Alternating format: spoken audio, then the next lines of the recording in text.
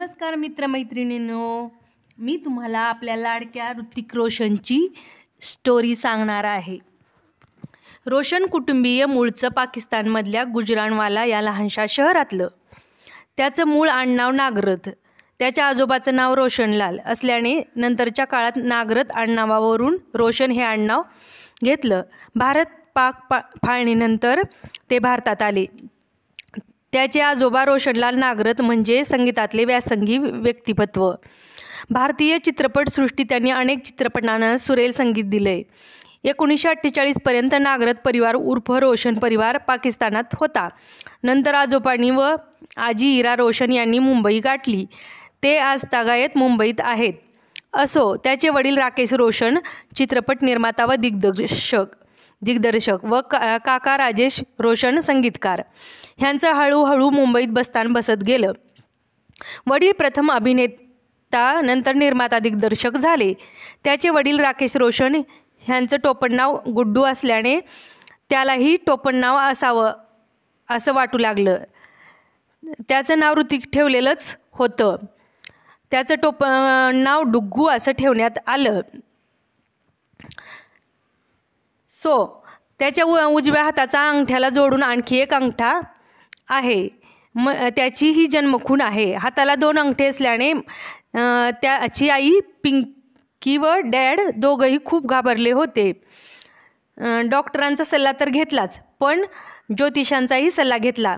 ज्योतिषी म्हणाले, त्याच्या भविष्याबद्दल कसली चिंता करू नका, त्याचं भविष्य उज्ज्वल आहे.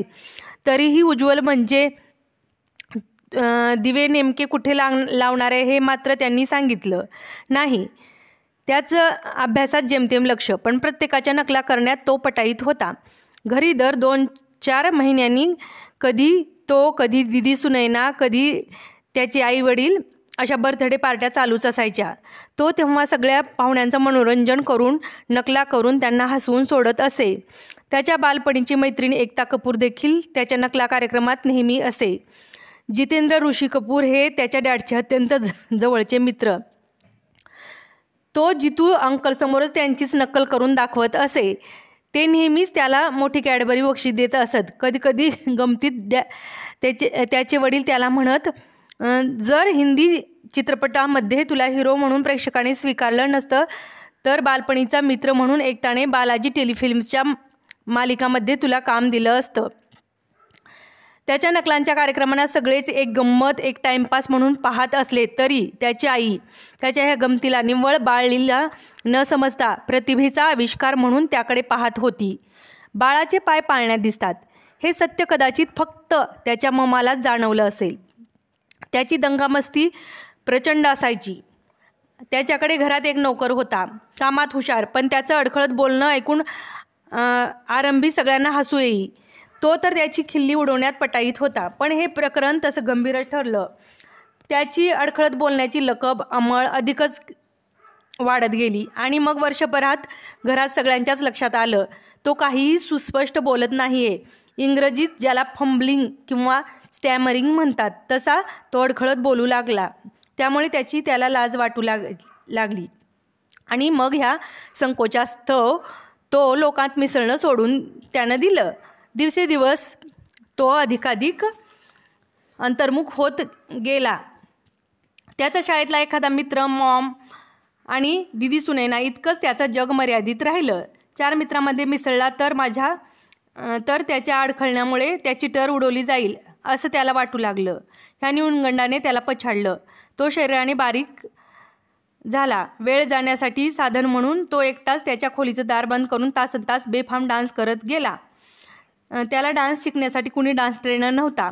तो कोणत्याही डान्स क्लासला गेलेला नाही. त्याचा गुरु तोच होता. त्याच्या तेव्हा लक्षात आलं नाही. त्याची आई मात्र त्याची सायलेंट सस्पेक्टर होती. त्याच्या भावना, त्याची तडप, त्याची आवड, त्याची साधना, त्याचा कल सारं फक्त तिलाच कळत होतं. पण ती फक्त मूक श्रोता बनली. वेळ आल्यावर स्वतःच्या भावना बोलायच्या असं तिने ठरवलं. त्याच्या वडिलांनी त्यांचा खास मित्र जितेंद्रला घेऊन आशा नामक चित्रपटाची निर्मिती दिग्दर्शन केलं. तेव्हा तो 5.5 वर्षाचा होता. एका समूह नृत्यात त्यांनी त्याला मागच्या रांगेत उभं केलं. तो पुढेच उभा राहणारा असा हट्ट करत होता. पण त्यांची शिस्त करडी आहे. त्यांच्या शिस्तीचा त्याला त्याच्या जीवनात खूप फायदा झाला. समूह नृत्यात देखील ज्येष्ठतेनुसार उभं राहण्याचा संकेत असतो.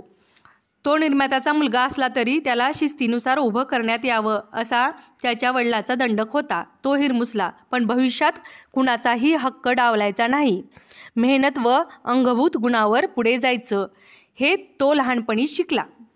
डॅड हिरो असलेले भगवान दादा, जाग उठा इंसान तसेच आपके दिवाने ह्या चित्रपटात तो लहान सहान भूमिका बालकलाकारामध्ये त्याने केल्या.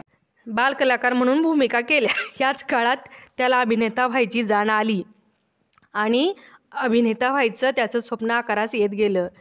या त्याच्या भावना मनाच्या खोल कप्प्यात तो गाडत गेला. बोलणार कुणाकडे, सांगणार कोणाला? ऋषी अंकल, जितू अंकल पडद्यावर कसे हिरोसारखे दिसायचे.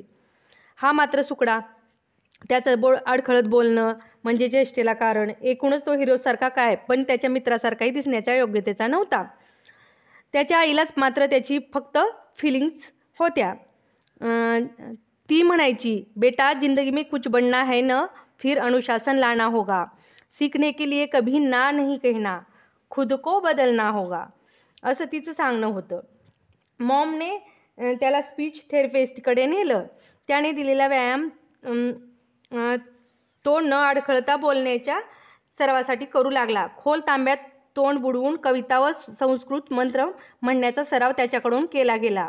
हळूहळू त्याचं अडखळत बोलणं कमी होत गेलं. अर्थात हे सारं त्याच्याकडून त्याच्या आईने करून घेतलं. तो चर्चगेटच्या सिडनहॅम कॉलेजमध्ये शिकत असता कॉलेजमधून परस्पर डॅडच्या चित्रपटांच्या सेटवर त्यांना मदत करायला जात असे. त्याचं पद जरी सहाय्यक दिग्दर्शकाचं असलं तरी ऋत्विककडून सगळी कामं करून घेतली जात असत. गोरेगावच्या फिल्म सिटी स्टुडिओत डॅडच्या कोयला चित्रपटाचं शूटिंग 2 महिने चाललं होतं. सेटवर माधुरी दीक्षित, शाहरुख खान, अमरीश पुरीसारखे ज्येष्ठ कलाकार दररोज असत. त्यांना चहा देणं देखील ऋत्विकचं नेमून दिलेलं काम असे. त्याच काळात त्याची मेहनत बघून शाहरुख म्हणाला होता, एक दिन तुम बडे कलाकार बनोगे, लोग तुम्हें चाय पिलाने के लिए तरसेंगे. मनातल्या मनात त्याचा आनंद गगनात मावत नसायचा. पण हे सांगणार कोणाला त्याची हिंमत नव्हती की मला हिरो व्हायचं आहे. त्याच्या वडिलांना तर तो हे सांगायची त्याला हिंमतच होत नव्हती. मग काळाचा महिमा पुढे पहा. पुढे अनेक वर्षांनी त्याला शाहरुखसोबत एकत्र काम करण्याची संधी कभी खुशी कभी गम ह्या चित्रपटात मिळाली देखील. काळ पुढे सरकत होता. पुढच्या काळात त्याचे डॅड व त्याचे सहकारी नव्या चित्रपटाची आखणी करत होते. लेखक त्याचे डॅड तर पटकथाकार हनी इराणी व रवी कपूर होते. कथेत ताजेपण होतं. नव्या जोडीला घेऊन हा चित्रपट काढावा अशीच ही कथा होती. लोकेशन्स न्यूझीलंड, स्वित्झर्लंड ही असणार होती. नव्या आयलंडवर हे चित्रण व्हायचं होतं. नव्या हिरोसाठी ऑडिशन्सच्या तारखा ठरत होत्या. दररोज सेटिंग्स व्हायच्या. काही फिल्मी ट्रेंड मासिकामध्ये जाहिराती दिल्या. त्यानंतर त्याच्या आईने डॅड, रवी कपूर, हनी इराणी यांच्या सेटिंगमध्ये डेअरिंग करून विषय काढला. ती डॅडना म्हणाली, ह्याला घेऊन तर बघा, ह्याची ऑडिशन घ्यायला काय हरकत आहे. हनी इराणी यांनी तर आनंदाने उडीच मारली. ओह दॅट्स नाईस आयडिया. मग हनी इराणी म्हणाल्या, हमें तो ऐसे ही लड़के की तलाश है जो मासूम दिखे, चेहरे पे फ्रेशनेस हो, लेट अस सी. त्याची ऑडिशन कहो ना प्यार हेसाठी त्याची ऑडिशन घेतली आणि तो सिलेक्ट झाला. त्याला स्वतःच पैलू पाडायचे होते. त्याची अंगकाठी अतिशय अशक्त होती. तो सलमान खानला भेटला. त्याने त्याची विचारपूस केली. अभिनंदन करत त्याला माझी बॉडी डेव्हलप करायला सगळी मदत देतो असं त्याने सांगितलं. सलमानने त्याची जिम त्याला देऊ केली. त्याचा फिटनेस ट्रेनर दिला. त्याच्या देखरेखीखाली त्याचा व्यायाम आणि आहार सुरू झाला. 6 महिन्यात त्याची तब्येत सुधारू लागली आणि कहो ना प्यार हेचं शूटिंग सुरू झालं. त्याची महत्त्वाकांक्षा, त्याचं स्वप्न अखेर पूर्ण झालं. थायलंडजवळच्या करैबी बेटावर कहो ना प्यार हेच्या शीर्षक गीताचं शूटिंग अमिषा पटेल हिच्यासोबत चाललं असता अनेक सुंदर तरुणींनी त्यांना घेरलं. शेवटी प्रत्येक बॉलिवूड तरुण हिरो याच स्वप्नासाठी झटत असतो. पुढे कहो ना प्यार है चित्रपटाने अनेक विक्रम केले, खूप यश मिळवलं. त्याला ह्या चित्रपटाने असंख्य पुरस्कार दिले, एस्टॅब्लिश्ड हिरो बनवलं आणि एक अथक अभिनय प्रवासाला त्याच्या करिअरला सुरुवात झाली. सो फ्रेंड्स, आपणाला ऋत्विककडून हे शिकायचं आहे की तो त्याच्या कित्येक न्यूनगंडावर, त्याच्या कित्येक कमतरतेवर मात करून, सो फ्रेंड्स, तो जसं त्याच्या कमतरतेवर मात करून हिरो ठरला, तसंच आपल्यातही काहीतरी कमतरता असतेच. प्रत्येकजण परफेक्ट नसतो.